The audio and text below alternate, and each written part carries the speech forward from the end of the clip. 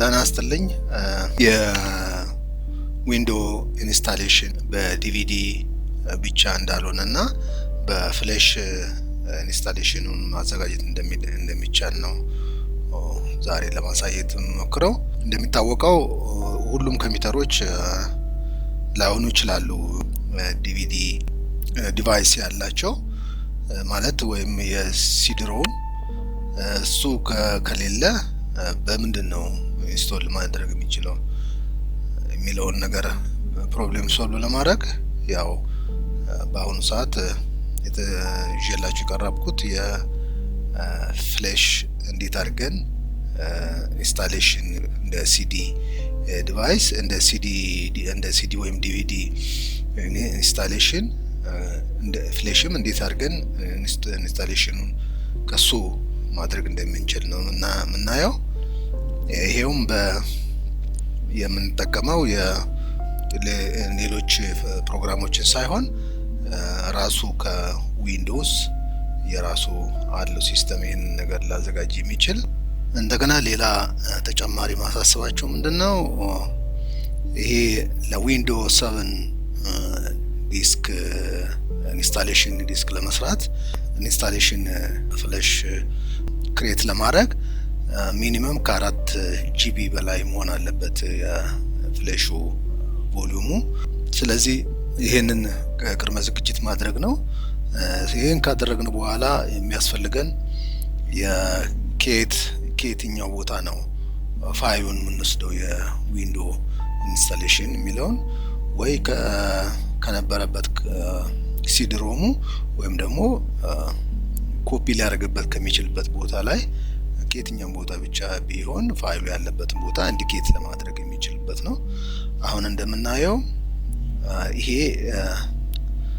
7 ነጥብ አካባቢ ጂቢ የሆነው የምናዘጋጀው ፍሌሽ ነው። ከዚህኛው ደግሞ እኛ ኮፒ የምናደርግበት ነው ወደዚህኛው። ግን ከዛ በፊት ቅድመ ዝግጅት የምናደርገው ምንድነው መጀመሪያ ስታርት ዊንዶውስ ውስጥ እንገባና ከወሰን በኋላ CMD ብለን ከመጣን በኋላ እዚህ ጋር የምናገኘውን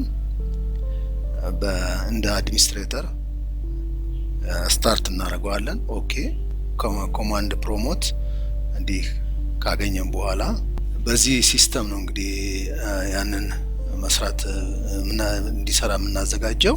በመጀመሪያ ደረጃ ይሄንን ለመስራት አንድ ኮማንድ አለ። እሱም ዲስክ ፓርክ ይባላል። እዚህ ጋር ዲስክ ፓርት የሚለው ከነካም በኋላ ኢንተር እንለዋለን። አሁን እንደምታዩት ተዘጋጅቷል። ለዚህ ለሚቀጥለው ኮማንድ ለማግኘት በዚህ በዲስክ ፓርት ውስጥ የሚቀጥለው ኮማንድ ደግሞ ያለን ዲስኮች ምንድን ናቸው እዛ ውስጥ እኛ ልናያቸው የምንፈልገው ሊስት ዲስክ ብለን ኮማንድ እንሰጠዋለን። ሊስት ስፔስ ዲስክ ብለን ኢንተር ስነካ አሁን ያሉን ዲስኮች በአሁኑ ሰዓት ያለን እነዚህ ናቸው። እንደምታዩ ሳይዛቸው ይሄ አሁን የምናየው አሁን ከፍ አድርጌ ባሳያችሁ አሁን ስናየው ይሄ ጠቅላላ የሃርድ ዲስኩ 4.65 ጂቢ የሆነው የጠቅላላ የሃርድ ዲስኩ ነው። የሚቀጥለው ደግሞ 3.77 የሚለው ይሄኛው ፍሌሽ አሁን የምታዩት ነው። ይሄ ነምበር 2 ነው። 50 ጂቢ የሚለው ደግሞ ይሄኛው ፍሌሽ ነው። ይሄ ዲስክ ነው። የሚቀጥለው ደግሞ 7.385 የሚለው ይሄኛው 3 ቁጥሩ ይሄኛው ነው ማለት ነው። ስለዚህ አሁን ዲፋይን አድርገናል የራሳችንን ዲስኮች ምን ኮምፒውተራችን ውስጥ እንዳለ ማለት ነው።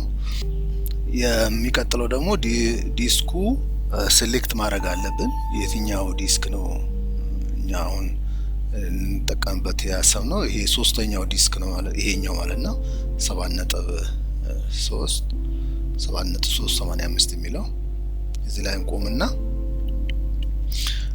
ሴሌክት ስፔስ ዲስክ ስፔስ እናደርግና አሁን እኛ ይሄኛውን ሶስተኛውን ነው የምንመርጠው።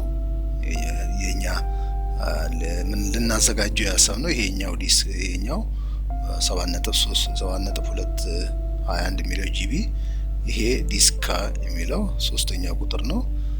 3 ብለን ኢንዲኬት እናደርግና ከዛ ኢንተር እንለዋለን። ዲስክ 3 is now is selected disk select ሆኗል የዲስካችን። የሚቀጥለው ደግሞ ምንሰራው ምንድነው? ይሄ ዲስካችን ምንድነው የምናደርገው? ክሊር ማድረግ አለብን ውስጥ ያለውን ነገር። ስለዚህ ክሊን ለማድረግ የምንጽፈው ኮማንድ ክሊን ስንለው ኢንተር ስንለው ዲስክ succeeded in cleaning the disk ይላል። አሁን ዲስኩ ክሊን ሆኗል ማለት ነው። አሁን የምናየው ዲስክ። የሚቀጥለው ደግሞ ምንሰራው ያው ክሊን ካደረገን በኋላ ፓርቲሽን ፕራይመሪ ማድረግ አለብን እንደ ለኢንስታሌሽን እንዲሆንልን ማለት ነው። ይሄ ዲስክ ይሄ ፍሌሽ። ስለዚህ ምንድነው የምንጽፈው እዚህ ጋር የሚቀጥለው ኮማንድ create partition primary። እንግዲህ ይሄን አሁን ለኢንስታሌሽን እንዲሆንልን የግዴታ አክቲቭ የሆነ ፓርቲሽን መሆን አለበት፣ ፕራይመሪ መሆን አለበት። ዊንዶውስ እሱ ሲያየው እንደ ኢንስታሌሽን ፍሌሽ እንደሆነ እንዳያየው create partition primary መሆን አለበት ሲጻፍ። ከዛ ልክ እንዲካደርገዋና ኢንተር እንለዋለን። ስፔሲፋይድ አድርጎታል፣ ያው ክሬት አድርጎታል ፓርቲሽን ፕራይመሪ። የሚቀጥለው ደግሞ እዚሁ ላይ የምንሰራው ይሄንን ኢንስታሌሽን ፍሌሽ መሆኑን ለማድረግ አክቲቭ ማድረግ አለብን። እዚህ ላይ ምንድነው አክቲቭ ብለን መጻፍ አለብን ይሄ። ስለዚህ ኢንተር ስንለው ዲስክ ማርክድ the current partition as active መሆኑን ገልጾልናል። ይሄ በዚህ መሰረት የሚቀጥለው ደግሞ ስራችን አክቲቭ ካደረግነው ከዚህ በኋላ የሚጠበቅብን ፎርማት ማድረግ ነው። ፎርማት ደግሞ ማድረግ የምንችለው ምንጽፈው ፎርማት ስፔስ fs equal ntfs መሆን አለበት። ከዛ ስፔስ እናደርግና በዚህ አይነት መልክ ኩዊክ ፎርማት እናደርገው። ከዛ ኢንተር ስናካው አሁን ፐርሰንቱን እየጨመረ ይሄዳል። አሁን ፎርማት እያረገው ይሄዳል። የተወሰነ ጊዜ ጋር መጠበቅ አለብን። successfully formatted the volume ይላል። ፎርማት ካደረግን በኋላ የሚቀረን ኮማንድ ምንድነው? ይሄንን ዲስክ አሳይን ማድረግ አለብን እሱ መሆኑንና የሚቀጥለውን እሱ ላይ ፋይሎችን ኮፒ ለማድረግ እንዲችል ማለት ነው። ስለዚህ ምንድነው የምናደርገው? የምንጽፈው ኮማንድ አሳይን እናደርገዋለን። አሳይን ብለን ካልን በኋላ አሁን ኢንተር እንለዋለን። ዲስክ ፓርክ successfully assigned the drive letter or mounted point። ይሄንን ለማወቅ ትክክለኛው ያ ዲስክ ነው ወይ ብሎ የመረጥነው እሱ ነው ብሎ ለማወቅ የኛ ስራ ምንድነው የምናደርገው? አሁን ሊስት ዲስክ እንለዋለን። እንደቀደሙ ዝርዝሩን ይሰጠናል። አሁን እንደምታዩት ይሄ ኮከብ ያለበት ቦታ ላይ ይሄ ዲስክ ተመርጧል ማለት ነው። ትክክለኛውን ድምጽ ቦታውን መርጦልናል። እንግዲህ የሚቀረን ምንድነው?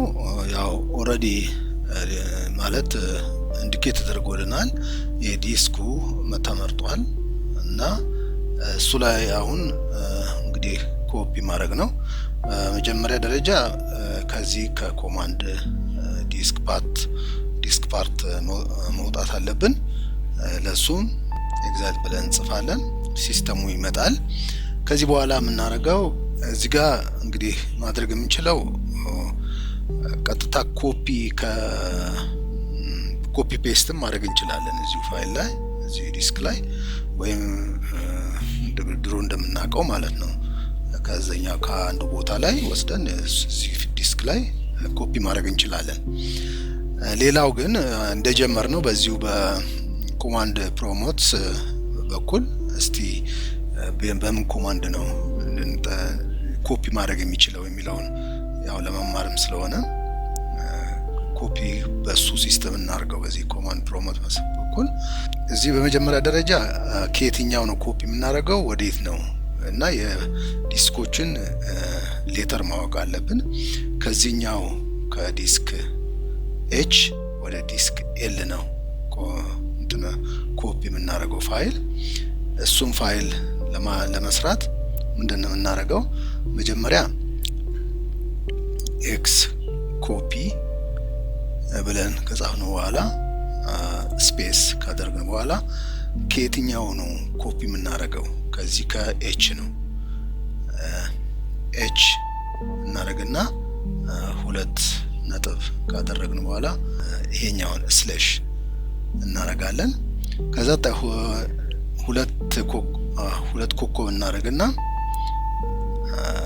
ሁለት ኮኮብ ይሄን ስናደርግ ምን ማለት ነው እዛ ውስጥ ያሉትን ፋይሎች ጠቅላላ የሚያስፈልጉትን በሙሉ ኮፒ እንዲያደርግ ምንም አይነት ሳይመርጥ ማለት ነው ከዛ በኋላ አንድ ስፔስ እንሰጠውና ስሌሽ እናደርጋለን ሌተር ኢ ማለት ፎልደር እና በፎልደሩ ስር ያሉትን በሙሉ ካቴጎሪዎችን የመጀመሪያ ፎልደር አለ በፎልደር ውስጥ ያሉት ፋይሎች በሱ ውስጥ ያሉትን ጠቅላላ እንደ ኮፒ እንዲያደርግ ይሄ ሌተር ኢ ይነግረናል ከዛ ስፔስ እናደርግና ስሌሽ አድርገን ኤፍ ፋይሎችን በሙሉ ማለት ነው ስፔስ እናደርግና የሚቀጥለው ደግሞ ወዴት ነው የሚገለብጠው ከዚህኛው ወደዚህ ማለት ነው ስለዚህ የምንሰጠው ሌተር ኤል እና ሁለት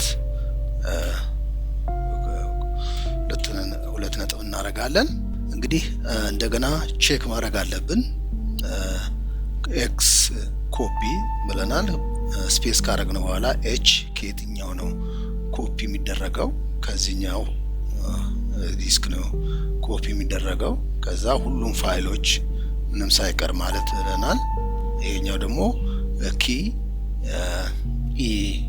የሚባለው ፎልደሩ ስር ያሉትን ፋይሎችን በሙሉ ጭምርን እና ፋይሎች ጠቅላላና ወዴት ነው የሚገለብጠው የሚለውን ይሄን እናረግ ኤል ነው ከዚህ በኋላ ምንድነው እናረጋው ኢንተር ስናረግ ታዩ እንደሆነ አሁን ፕሮሰስ ኮፒ እያረገ ነው እንደምታዩት በዚያን መልክ ያው ኮፒ እያረገ ነው ሲጨርስ ጠቅላላ ይነግረናል እንግዲህ አሁን ኮፒ እያረገ ነው በዚህ ኮፒ በሚያደርግበት ሰዓት መጠንቀቅ አለብን ሳይጨርስ ማቆም የለበትም ምንም አይነት እንቅስቃሴ አናረግም ፍሌሹን ማናንቀሳቅሰውም ሁለቱ ነው ዲስክ ከሚገለበጠውም ወደሚገለበጠው እስከ መጨረሻ ድረስ እንጠብቃለን ኮፒ ማድረጉን ኮፒ ሁሉ አድርጓል እነዚህ ፋይሎች ጠቅላላ እንደምታዩት 1542 ፋይሎች ኮፒ ሆነዋል ተዘጋጅተዋል ማለት ነው በርግጥ አሁን እንደምናየው እነኚህ ፋይሎች ኮፒ ለማድረግ ረጅም ሰዓት ጊዜ ነው የሚፈጀው ለማንኛውም ይሄንን ኮፒ ለማድረግ ቀላልም ዘዴ አለ ያንን ኮፒ ፔስት ማድረግ ይቻላል ከዛ አንድ ጊዜ ከሰራን በኋላ ፎርማት አድርገን ሁሉም ከጨረስን በኋላ ኮፒ ፔስት ማድረግ እንችላለን አሁን ብንከፍተው እነኚህ ፋይሎች ጠቅላላ አሉ ይሄኛውን ደግሞ ኮፒ ያደረግንበትን ቦታ አሁን እንደ በሌላ ኮፒ አድርገን የምንከፍተው በሌላ ፋይል አለ እንደገና ደግሞ ሌላ ፋይል እንደገና ብንከፍት የዚሁን የኤችን ወይም የጂን የኤልን ሁለቱን ፋይሎችን ብንመለከት አሁን እንደምናየው የዚህና የኬት እንደ ኮፒ እንዳደረግንና ኮፒ የተደረገበት ሁለቱ ፋይሎች ያው እኩል ናቸው እነኚህ ፋይሎች እንደዚህ ብናይ አሁን የፋይል እና ፕሮፐርቲውን ብንመለከተው የነዚህን አሁን እንደመለከት 7 እነኚህ ፋይሎች በሙሉ ኮፒ ሆነዋል። ከዚህኛው የዛኛው ፋይል ደግሞ ኮፒ ያደረግንበት እነኚህ ፋይሎች እና ያኛው ኤል ፋይል እኩል ነው። እንግዲህ ሌላው ዘዴ ማድረግ የምንችለው ሁለቱን ዲስኮች ጎን ለጎን አንድ ጊዜ ፎርማት ካደረግን በኋላ ጎን ለጎን በማድረግ ከዚህኛው ወደዚህ ኮፒ ማድረግ እንችላለን። እነኚህ ፋይሎች ያው እኩል ስለሆኑ ከዚህ ጋር ይሄንን አሁን ዲሊት አድርገን ወደዚህ ኮፒ ማድረግ እንችላለን። ምንም ችግር የለውም። በአጭር ጊዜ ያልቃል ማለት ነው። ያ ግን ረዘም ያለ ይሆናል። ኤኒዌይ ያው እንደዚህ ካደረግን በኋላ አሁን ወደ ኮማንዳችን እንሄድና ይሄንን ቡት ፋይል ድራይቭ እንዲሆን ማድረግ የምንችለው ምንድነው? እንዲቀጥለው አሁን ኮፒ ያደረግነው ከኤች ወደ ኤል ነው። ከኤች ወደ ኤል ነው ኮፒ ያደረግነው። አሁን መጀመሪያ የምናደርገው የኤች እነካና 2 ነጥብ ካደረግን በኋላ ኢንተር እንላለን። ወደ ዋናው ሲ ሳይሆን ኤች እንዲሆን ዋናው ማለት ነው። ከዛ ሲዲ ቡት ብለን ጽፋለን። ሲዲ ብለን ከጻፍን በኋላ ኢንተር እንላለን። አሁን ቡት ዲሬክቶሪ ውስጥ ነው ያለነው። እንግዲህ ይሄንን ፋይል ቡት ፍሌሽ ድራይቭ ለማድረግ የምናደርገው ኮማንድ አንድ የቀረን ምንድነው? ቡት ሴክት ኤክስ አሁን ቡት ኤክስ ማለት ያው ቡት ፋይል ለማድረግ ፍሌሽ ይሄን ኮማንድ መጻፍ ያስፈልገናል። ከዛ ስፔስ እናደርግና ስሌሽ አድርገን ኤንቲ 60 የቡት ፍሌሹ ወይም ኢንስታሌሽን ዲስኩ ፍሌሹ አሁን ኤል ነው እና ኤል እናደርግና 2 ነጥብ እናደርጋለን። አሁን እንደዚህ ስናደርግ ይሄ ፍሌሽ ቡት ፍሌሽ ይሆናል ማለት ነው። ወይም ኢንስታሌሽን ፍሌሽ ይሆናል። እንደ ኢንስታሌሽን ዲስ ዲቪዲ ወይም ሲዲ እንዳለን ሁሉ ይሄንንም ዊንዶውስ ይሄንን ፍሌሽ ሲያገኝ ቡት ፍሌሽ መሆኑን ወይም ደግሞ ኢንስታሌሽን ፍሌሽ መሆኑን ያውቀዋል ማለት ነው። እንደገና ቼክ እናድርገው። ቡት ሴክት ነጥብ ኤክጂ ከዛ ስፔስ እናደርግና ኤንቲ 60 ከዛ ኤል ያው የፍሌሻችን ወደፊት ቡት ፍሌሽ መሆኑን የሚያሳይ ነው። ከዛ ኢንተር እንለዋለን። ከዛ ኮማንድ ሰጠን። አሁን በቃ እና ታርጌቱ ቮሉም ዊል ቢ አፕዴትድ ቡት ኤምጂአር ኮምፕሊትብል ቡት ኮዶቹ ይሄ እንደ ዊንዶውስ ይሄን ፍሌሽ በሚያገኝበት ሰዓት እንደ ቡት ፍሌሽ መሆኑን የሚያሳይ ኮማንድ ነው። አሁን እዚህ ቡት ኮማንዶቹ እዚህ ተጽፈዋል። አፕዴት ኢንተርፌስ ፋይሎቹ ቡት ኮድ ሆነዋል። it may be unreadable since the volume could not be locked during the update access is denied እና ቡት ኮዱ successfully updated ሆኗል። ስለዚህ አሁን እንትናችን ፍሌሻችን ቡት ፍሌሽ ሆኗል ማለት ነው። እንግዲህ የሚቀጥለው ምንድነው? አሁን በቃ ይሄንን ሰክሰስፉሊ ሰርተናል። ስለዚህ ኤግዛይት ብለን እንወጣለን። ስለዚህ ይሄ ፍሌሻችን በኤል ላይ ያለው ቡት ፍሌሽ ሆኗል። በከዚህ ዊንዶ ኢንስቶል ማድረግ እንችላለን ማለት ነው። እንግዲህ በሚቀጥለው የቪዲዮ ተመሳሳይ እስከምንገናኝ ድረስ መልካም ጊዜ፣ ደህና ሁኑ።